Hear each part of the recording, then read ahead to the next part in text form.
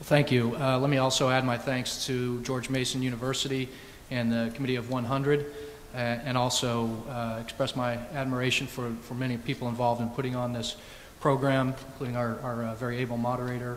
It's good to be with Kathy again.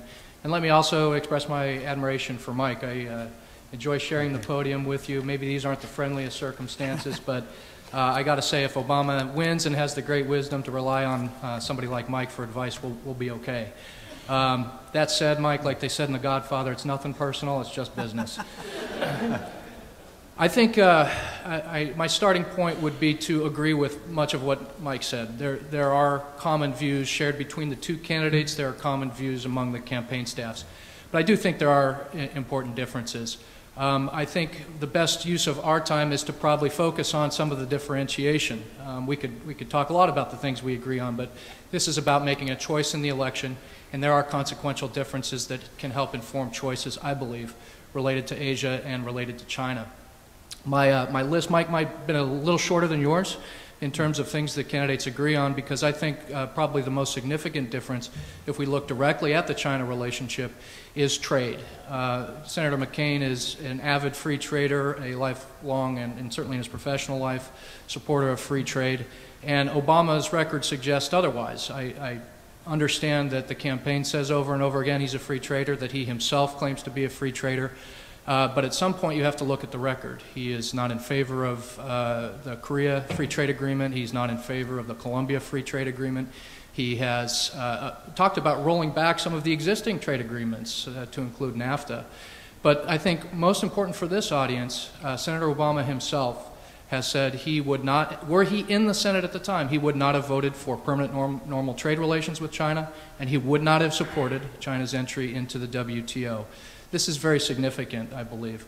I think there's another significant difference when it comes to the general category of experience in foreign policy and security matters and how that applies to Asia. Asia is still a region where hard power matters. And Senator McCain has a great deal more experience on this mark, not only his own service in the United States military, but his years of service on the Armed Services Committee. China is a rising military power that has a lot of complex moving parts to it. But it suggests a sophisticated approach is needed to deal with that challenge. I think another difference, and this is perhaps unfair to Obama, who's only been in the Senate for a few years and hasn't been on the national stage very long, there is a track record of experience and leadership in Asia, including on very difficult issues. You hear both candidates in both campaigns talk a lot about leadership. They're talking about it in the context of the financial crisis, but let's talk about it in the context of Asia. Here's a former prisoner of war who took the lead along with other Vietnam vets, to include Democrats like Senator Kerry, in pushing for the normalization of relations with Vietnam at a very sensitive time. And again, to return to the China example on trade, somebody who backed with full vigor China's entry into the world trading system, recognizing it wasn't simply about trade, it was including China into the global arena of rule of law and standard normal trading practices. So these are differences, and again, we can spend a lot of time on a lot of these issues. I think Senator McCain understands that getting China right is some combination of engagement and hedging. It's what that balance should be, what that mix should be. I would submit that Senator McCain has gotten both the hedging part right, particularly on the trade and on the broad engagement of our counterparts in China, as well as the hedging side of the equation in his support for U.S. alliances, his support for Taiwan, and America's security posture in the region. Thank you. Thank you for your statements, gentlemen. I'd like to start with some questions. We'll get to some of the detailed differences in a bit, but I wanted to start with a more general question. China is one of our most important relationships, but our ties with Beijing have not gotten so much attention in recent years because of our focus on the Middle East and now on the economy. Senator Obama has run on a platform of change. Mr. Lampton, how would an Obama-Biden administration change America's China policy? And for Mr. Schriver, what would a McCain-Palin administration view as the most successful aspect of the current China policy? And what would you do differently? The first response goes to Obama-Biden. Well, first of all, I think Senator Obama starts from the position that in some sense, the last 7 administrations, including the current one, have had a remarkably continuous China policy in its main features. So I don't think he starts from the perspective that this is a broken relationship. It could be improved in certain areas, certainly in trade, in human rights, and we'll get into that, I'm sure, in detail. So I don't mean there are no areas for improvement, but he starts from the point of view that this is one of the most important relationships the United States currently has, and probably be the most important bilateral relationship we'll have before long, if it's not already so. In terms of what he would change, I think, first of all, he is probably a little more optimistic and desirous of improving military-to-military relationships than I would understand the opposition is, but they can speak for themselves. But I think he would like to see, like Secretary Perry, when he was in the Clinton administration, more military-to-military relations. He would like to see, as Randy suggested, an improved trade relationship, which would be a more level playing field, better market access for American services and products, and that's one of the problems he has with the ROK, a Republic of Korea, trade agreement, which we can also get into that. Certainly he would like to see improved human rights, and in particular a dialogue with the Dalai Lama and so forth. So but he starts from the premise this is an important relationship, has to be managed sensitively. 7 presidents of the United States have come to the basic point, center of gravity that we're at, and he's not about disrupting this.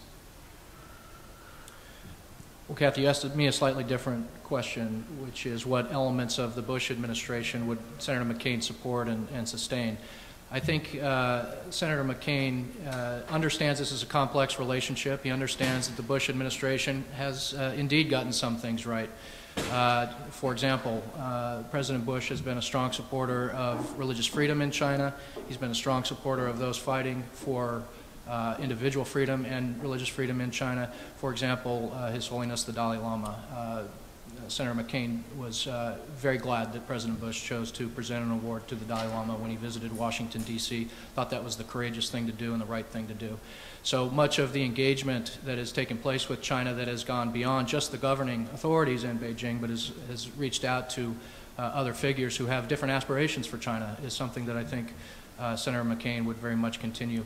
I think Senator McCain also understands the tremendous breadth of this relationship now.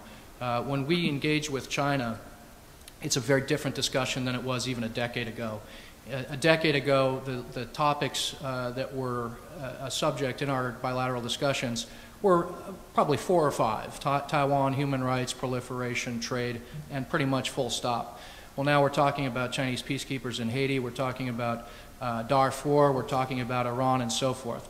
So Senator McCain appreciates that a great infrastructure has been built in our great agencies and bureaucracies. We have dialogues that should be sustained.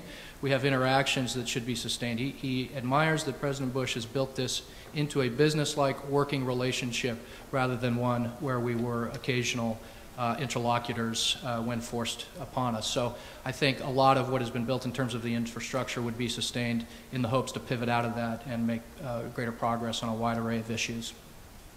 Obama-Biden side, would you like to respond? Well, I'd like to just add a bit, too, because I think Senator Obama has a really very broad desire to integrate, and that's a bit almost patronizing, but bring China in more fully to the international community. President Bush has done a lot in that regard. But for instance, we're trying to manage now a global economic crisis. It's my understanding that Senator McCain doesn't really favor having China in the G7, G8 particularly. I think Senator Obama would very much like to, and it's hard to imagine managing the world economy in its current state without having China. In fact, I think President Bush recognizes this, and we're going to see Chinese leaders here next week in connection, I believe, with the crisis. Also, the global energy and environmental issue, not manageable without China. So I think, getting back to that first question, where does he see change? I think he sees that China is absolutely central to the kinds of transnational issues, economic, ecological, that we're all going to be faced with. Okay. McCain? Well, I think it would also be hard to imagine managing the global financial crisis without China and the WTO. And this is something that Senator Obama has opposed as recently as this spring, during the primaries. So this is a new era in our financial health and the crisis we face. China needs to be a part of that. But there are some organizations where membership has its privilege, and there should be certain criteria that's preserved. You know, Senator McCain also got attacked, and I would say in some quarters even mocked a year ago for suggesting that Russia shouldn't be in the G8. After the invasion of Georgia, I don't hear people criticizing him for that anymore or mocking him for that anymore.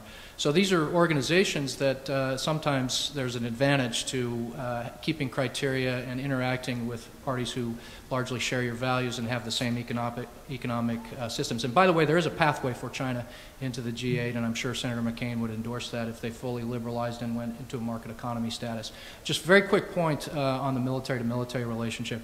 Senator McCain has been a supporter of this. And I think the inference was not fair that he's not.